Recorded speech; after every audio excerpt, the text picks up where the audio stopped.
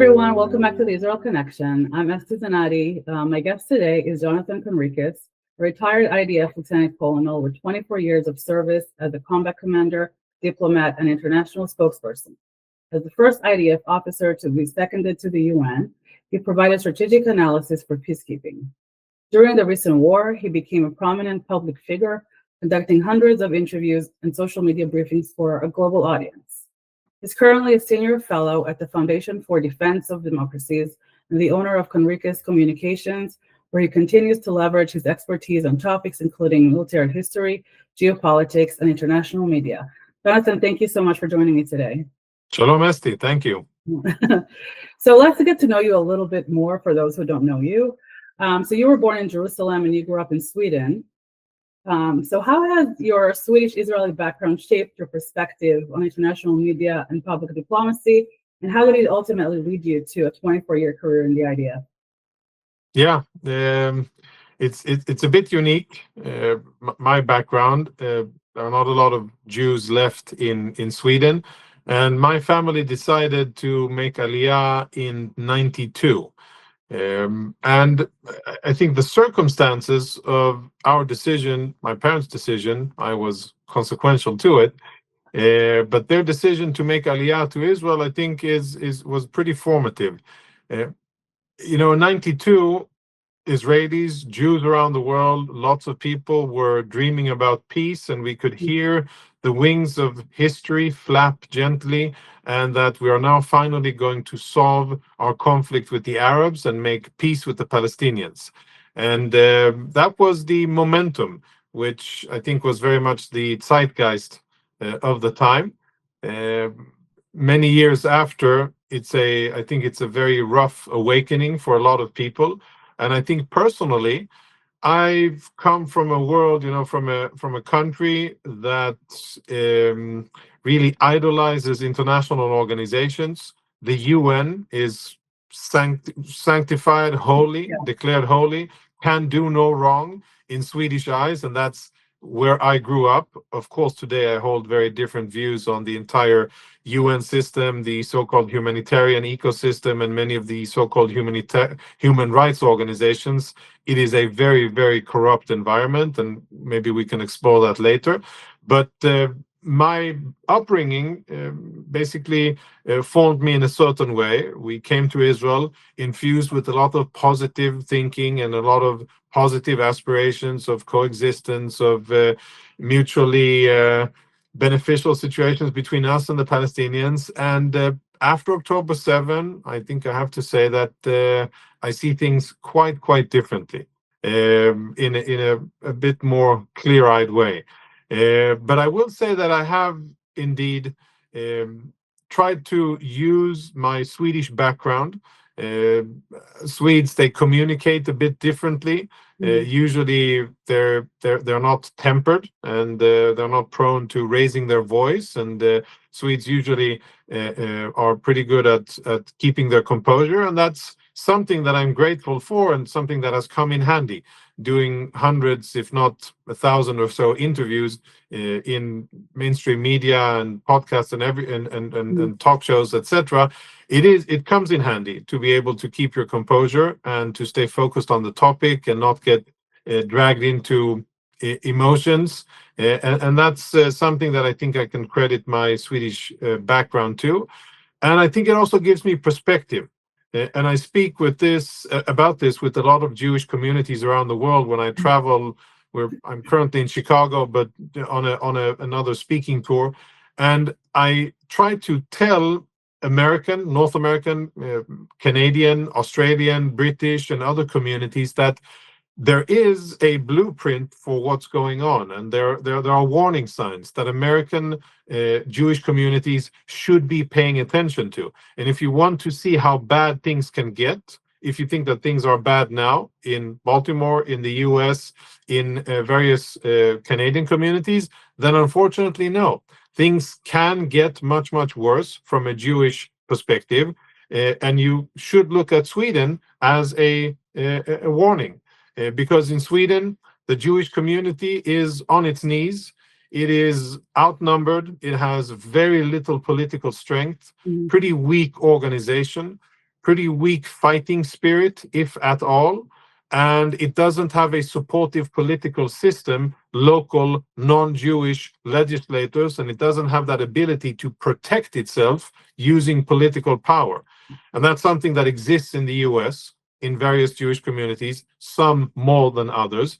And I think it is so important now, these times, for Jews around the world who have been enjoying the golden age of prosperity, civil rights, and success in North America, in the US, in Canada, in Australia, in many other places, and to understand that if action isn't taken, then what happened to Jews in Sweden and what's happening to Jews in the UK can and probably will happen to Jews in America, even though the situation is still different and the level of political clout and organization of Jews in America is much better. But it won't stay like that if Jews don't understand really what is at stake. So my perspective is one of a kind of a trying to warn Jews around the world of the threats of global Islamism, what really is at stake here. And I think I'm capable of seeing things from the eyes of the Jewish diaspora, having been part of the diaspora, but also seeing reality from a very, through the scopes as a former soldier in the Middle East, and then mixing between the two. Yeah, and speaking of Sweden, like we've seen, aside from everything we see on social media, with all the protests and rallies and the violence everywhere against the Jewish community, we saw even for the Eurovision Song Contest last year that our delegates from Israel went to Malmö in Sweden, which is a very anti-Semitic area, and they've been attacked, and it was very scary for them. Oh yeah, it's rampant violence, and for Americans and not Americans who may not know what the Eurovision Song Contest is, it's a very, very big deal. Yes. It is, to use American terms, maybe we could call it the Super Bowl of international song contest for Europeans. It's the Olympics of the song contest. Yeah, I mean, it's very big. Lots of viewers around Europe and other places around the world, they watch this, and the location of the every year's competition is based on the last year's winner. So if a country wins, it hosts the next year. Sweden won a few years ago, and they decided to host the show not in their capital, which is Stockholm, but in Malmö, which, by the way, is the city where I grew up in. And you're very correct in saying that it is a very, very hostile environment towards Jews in general, and definitely towards Israelis. And the Swedish authorities, knowing that, they still decided to host it in Malmö. So from a pure PR perspective, it's like taking some of the the least flattering locations in your country and front loading them, and really having that as the poster of your country, which is an odd decision to make by Swedish authorities, because obviously they would want to portray a different image of Sweden. But they did, and yes, there were violent attacks, there were death threats, there were harassments, there were actual attempts to assault the Israeli delegation. Israeli supporters waving an Israeli flag was a serious offense, and you would have dozens, if not hundreds, of angry pro-Hamas and pro-Palestinians trying to get to the Israeli delegation. A very, very bad look, a very poor performance of local law enforcement, really shameful performance of local law enforcement, and a lot of bad decisions that were made. And just as a positive footnote, despite massive negative media, in mainstream media against Israel, the public vote, the voting is divided into juries that are officially nominated by the countries, which is like the legacy system, and then you have public votes that callers and viewers from around the continent, they can call, or they can do it online and actually vote for the best delegation. The public vote was overwhelmingly in favor of Israel, and it was the public favorite. The institution probably didn't want Israel to win, so I think we ended up with the second or third place, but nevertheless a strong performance in face of threat and violence and anti-Semitism and Israel hatred. Yes, and that kind of depicts the character of the Israelis, that no matter what happens, we have a lot of resilience, and we fight. And we fight. Yeah, we fight. Yeah. So having been the IDF spokesperson during two different times. How has the media landscape changed between those two different periods?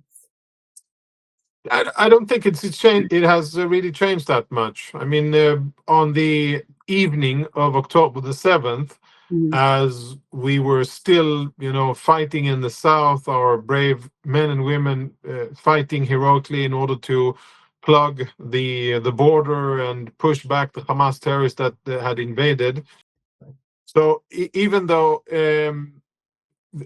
at the time on the 7th, as Israeli soldiers were still fighting in the south, and we still didn't know how many Israeli civilians had been murdered and taken hostage by Hamas, I tweeted at the end of that day that remember how this started.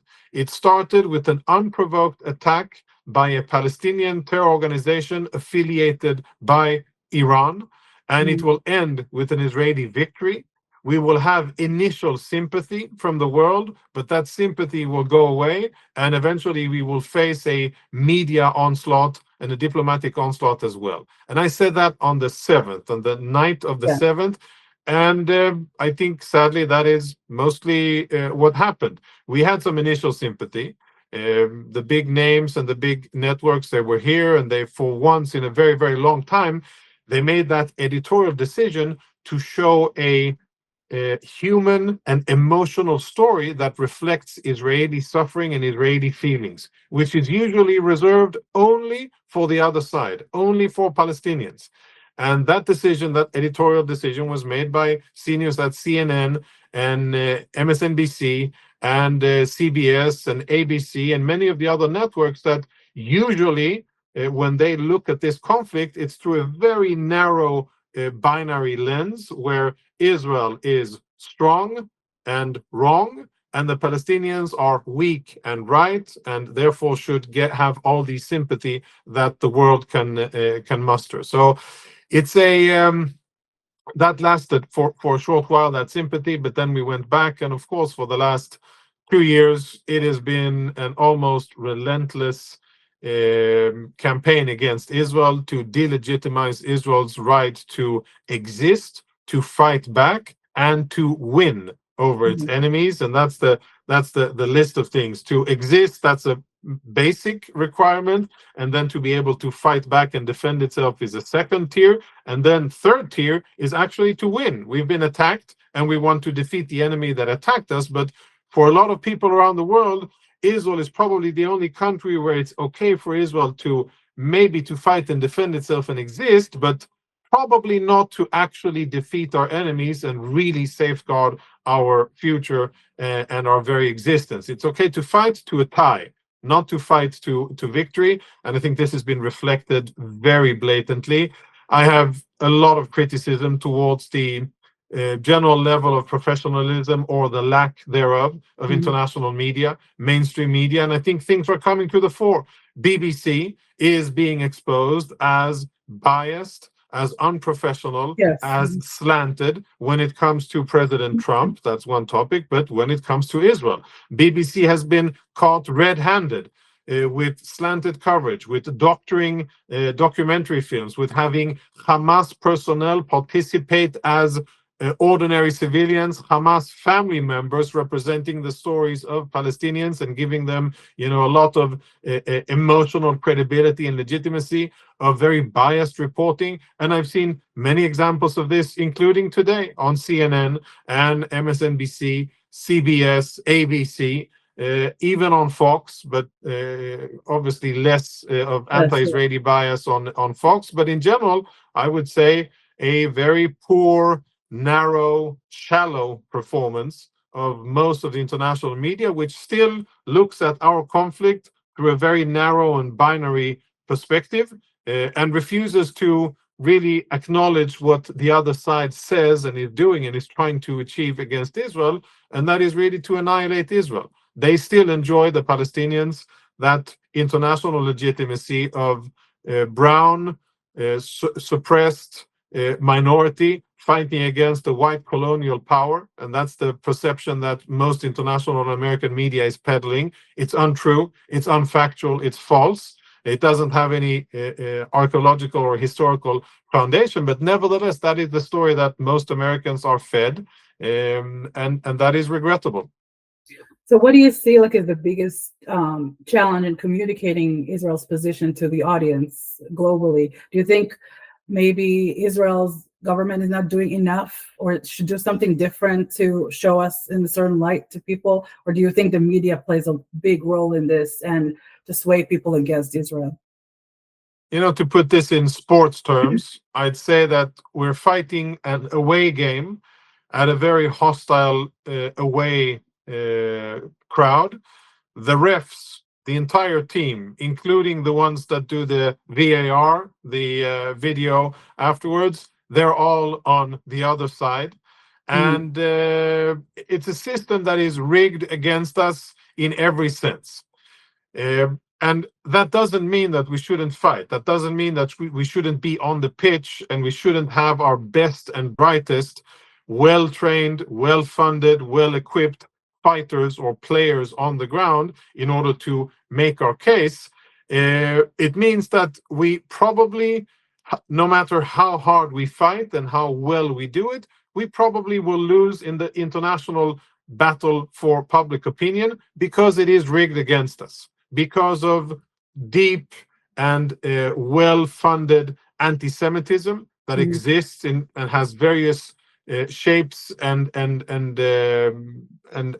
faces around the world, whether it's extreme left, extreme right, it really is a shape-shifting hatred that is very ancient and very creative. So there's anti-Semitism. There is the lazy established media that continues to reflect on the situation, as I said before, in a very narrow and lazy and unprofessional way, refusing to look at reality. And there's human emotions, where Israel is perceived as the strong and our enemies are perceived as the weak, and the human nature is to side with those that are perceived the weak. Having said all that, I think, and I've been trying to get the Israeli government to fight better, to allocate more resources, to prioritize the battle of the narratives, to prioritize our diplomatic efforts, to prioritize our public affairs, especially focused on the Western world, on the US and a few other democracies that eventually are the most important and powerful countries in the world. And yes, I think we are falling short. I think that so much more can and should have been done and should be done in the future on behalf of the State of Israel. And I'll give a few examples. One is to use the abundance of intel that Israel collects and analyzes regarding our enemies, and to earmark maybe 2%, maybe 3% of the intel that comes in through Mossad, Israeli military intel, Shabak, our ISA, and other sources that we have, and say that 2 or 3% of that intel must be geared and must be earmarked towards international media in stating our case and saying, this is whom we're fighting. Here are connections between international so-called humanitarian organizations and US sanctioned terror organizations, globally acknowledged terror organizations. These are the links, these are the people, these are the financial links, these are the spiritual links, and really show in a way that is compelling and very hard to refute. And I think there are a few cases where Israel has done this. For instance, with UNRWA, Israel exposed that 1,200 members of UNRWA are also active members of Hamas and Islamic Jihad. And Israel exposed that 8 UNRWA members participated in the October 7 atrocities in Israel. That had impact. Israel, and that had a significant lasting impact on UNRWA's ability, on their legitimacy, on their brand, and on their ability to generate funding until this day. And Israel should do more of that, and should do it in a systemic way against Hezbollah, against the Iranians, against Islamic Jihad, against Hamas, against the PLO, the Palestinian Authority. And sadly, that's missing. And that's I think we're shooting ourselves in the foot, because we have the intel, it's just not being channeled to where it needs to go. So that's one. Two is, I think we have so many young, talented, very smart Israelis who could do excellent work on social media, open source investigations, and then translate that into compelling social media content that can quickly take a false claim and a fake that is being spread against Israel, analyze it, understand how fake it is, and then put a contra version, and to do it in relevant time. The state of Israel hasn't been doing that. And we know that perceptions are shaped and cemented in very short time. And if you're not quick and agile, and if you can't respond in real time, then reality is set, and people around the world will scroll on and they will see fake things about Israel.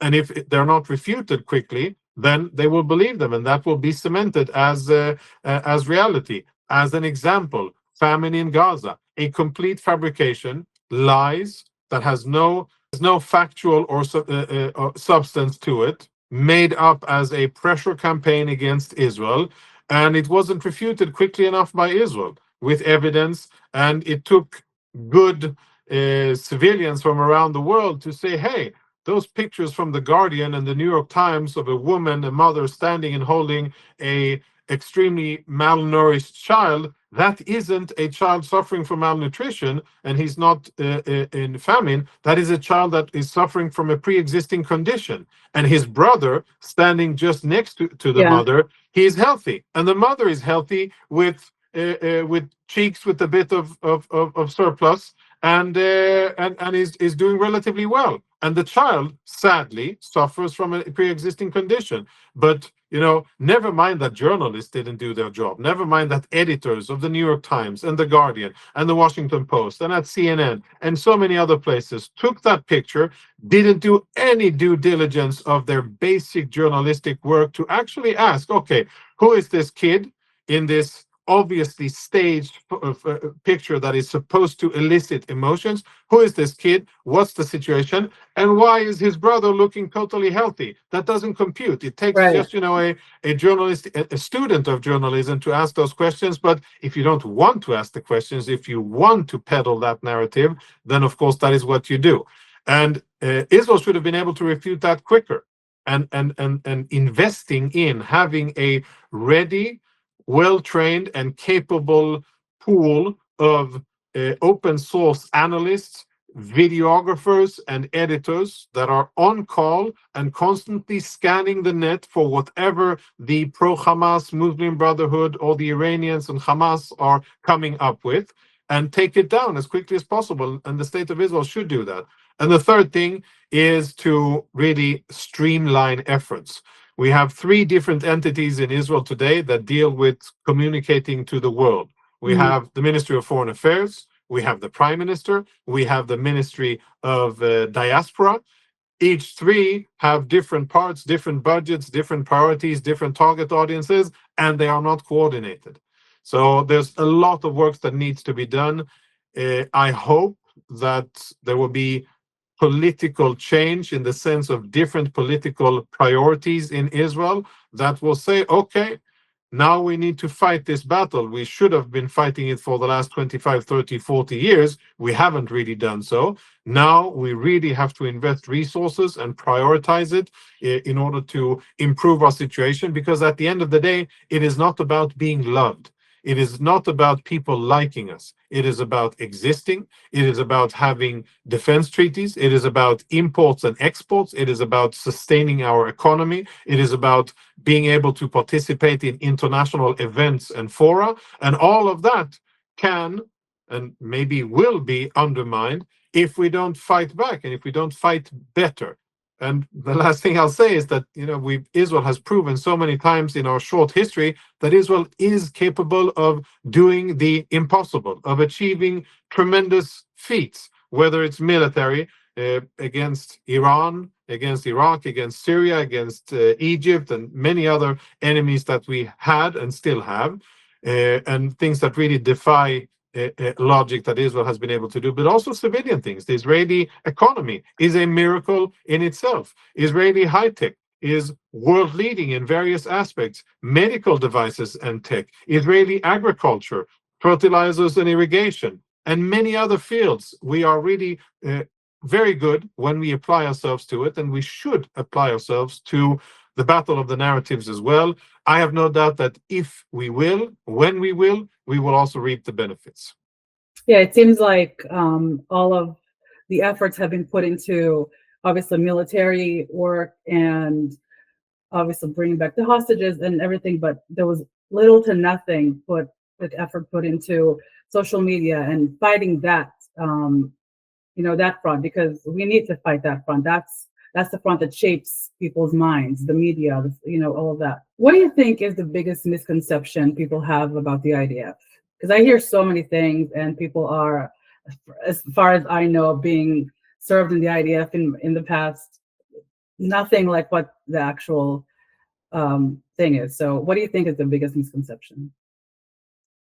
So I may surprise you here, but I think it's actually a mistake. Israelis, officials, and private citizens who have this tagline of the most moral army in the world. That's one extreme of a spectrum, and then the other extreme of a spectrum, it would be genocidal baby killers and war criminals. I think, of course, the one that claims that Israel is IDF is war criminals and all that's a lie. Those are false allegations against Israel, and I think that when they are investigated fairly, they are those claims are refuted. They do not stand on any solid ground. And I would say that I've never said as a spokesperson or afterwards that Israel is the most moral army in the world, because I think there's no such contest. There are no such criteria. I would say with confidence that the IDF is comprised of Israeli men and women who have a very strong, healthy, moral, ethical background based on Jewish and democratic values, the sanctity of life, of justice, of distinguishing right from wrong and aspiring to do right.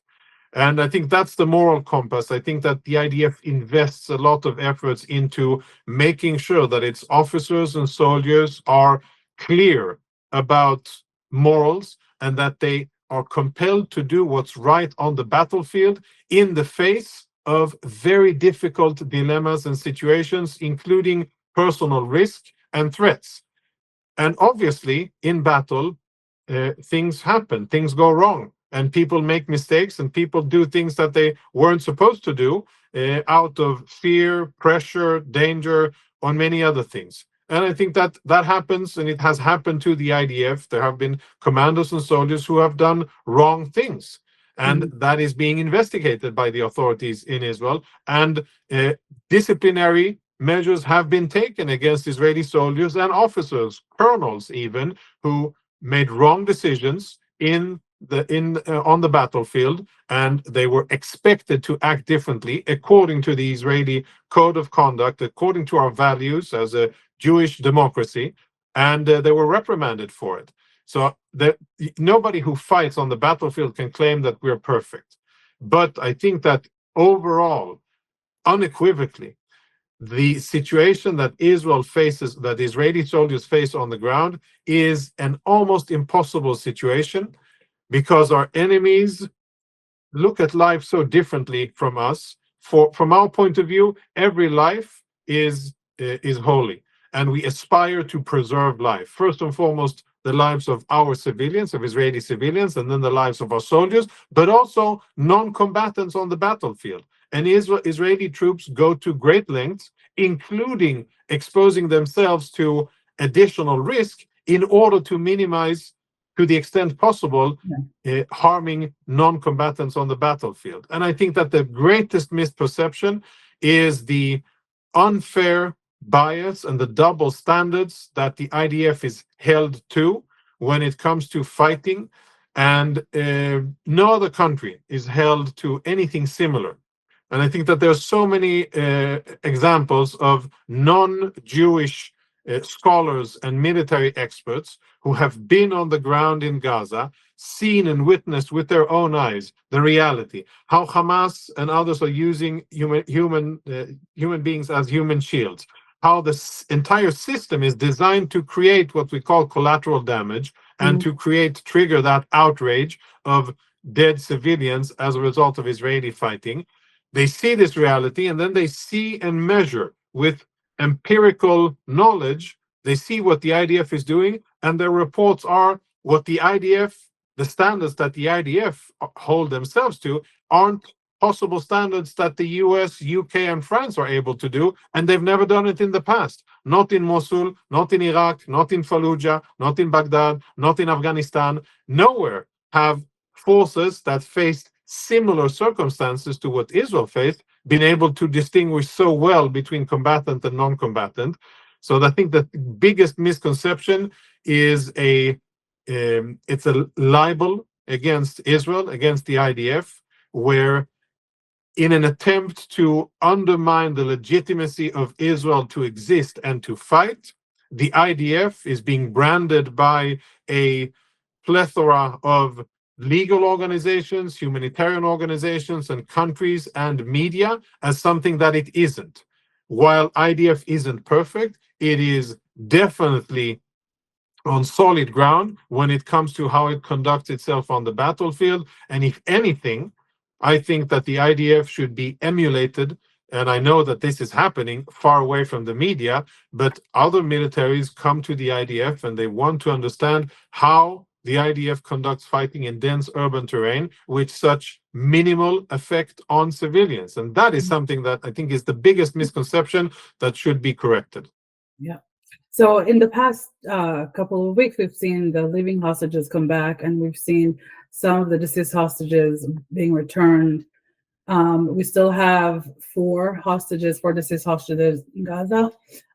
We finally received Hadal Goldin back after 11 years. What do you think should happen once all of the hostages are returned? And do you think Arab states should play a role in whatever comes next? Yeah, I think Arab states have to play a role, and I think we have to have Muslim regional buy-in. I think we should aspire and we should give the Trump plan a very, very serious, wholehearted effort and make everything possible without, exposing ourselves to unnecessary risk. But we should really make the effort here to make this succeed, because I think there's an opportunity here achieved by the U.S. Diplomacy and the leadership of President Trump and his team, their talent and skill. And I think we have a very good opportunity to change the future of Israel and of Gaza. And it's not going to be easy. There's going to be compromises that will have to be made. I think there needs to be very clear red lines, what we're not going to agree to.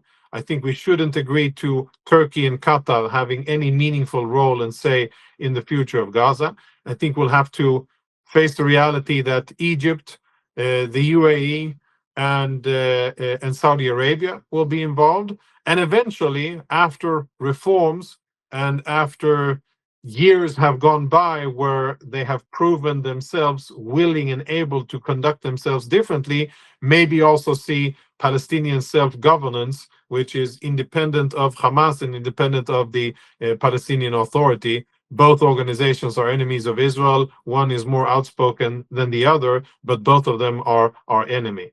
And I think this is where we should be looking. This is what Israel should be doing, and really working together with this unique U.S. administration, safeguarding our future interests and making sure that we don't allow very bad actors a role and power in Gaza, Turkey and Qatar specifically, but also welcome in the more moderate stages, and to try to really shape a different future, to de-radicalize the Gaza Strip, to change the education system, to change the religious system, and to take out cancerous organizations like UNRWA and Hamas, of course. But UNRWA and Hamas, they're almost... It's hand in hand, yeah. Yeah, that's hand in hand. Make sure that UNRWA doesn't continue to contaminate the minds of another generation of Arabs in Gaza, and that they're kicked out, and to really start building something different.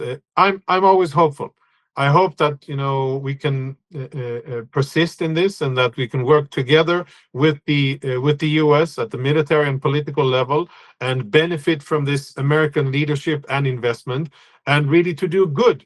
First and foremost, to defend ourselves and to make sure that October 7 never happens again, not from Gaza, not from Lebanon, not from Jordan or the Golan Heights or anywhere else. That's priority number one. But second priority, to really change the trajectory of Gaza so that it doesn't continue to be this hellhole backwater area of the Middle East, where it's a fertile breeding ground for terrorists and mass murderers, and really change that. And that will take some doing.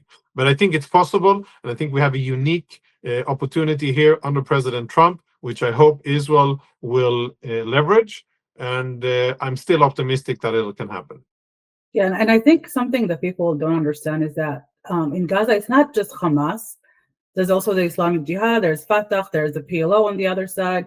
So there's a lot that we need to do, a lot of work to be done to ensure that these organizations are out of Gaza, and that there's somebody new with completely different views of Israel ruling Gaza. Yes, I think you're right, Esti. But it goes beyond that. If we're honest about it, this isn't only about organizations, and you very correctly named a few of the biggest culprits, but this is really about the so-called ordinary Palestinians. It's about re-educating and de-radicalizing about 2 million Arabs who for years have been under the oppression of a terrorist organization affiliated with the Muslim Brotherhood, which has been dreaming about annihilating the state of Israel, educating its people that the road to redemption, the road to glory, is martyrdom, and it is holy war, jihad against Israel, and that Israel doesn't exist, doesn't have the right to exist, doesn't exist on the maps, and must be abolished by the sword, and by turning what they call Palestine into a Muslim state. That is the mindset. That's the size of the challenge here, which so many people around the world, including some in the American administration, are kind of brushing aside, and because of the enormity of the challenge here, maybe not willing to tackle. But if we're honest, it's not only a few bad apples and part of the society. This is Gaza. Gaza is a hostile entity where the civilian population supports a terror organization that has the clear strategic objective to annihilate the state of Israel. And that can only change over a long period of time through de-radicalizing, re-educating, and providing them with a different perspective on what their goal in life should be. And there can only be peace once they decide that they will prefer their own progress and prosperity and future over trying to destroy ours. That is not where we are. That is where we need to be. Yes. And I hope that leaders around the world will have the capacity, the leadership, the skill, the bravery to actually lead us in that direction. Yes, hopefully. Well, Jonathan, I know you have to go. So thank you so much for being here and answering all the questions. I think people will learn a lot from this interview. And thank you all for listening. Until next time. Thank you, Esti. A pleasure.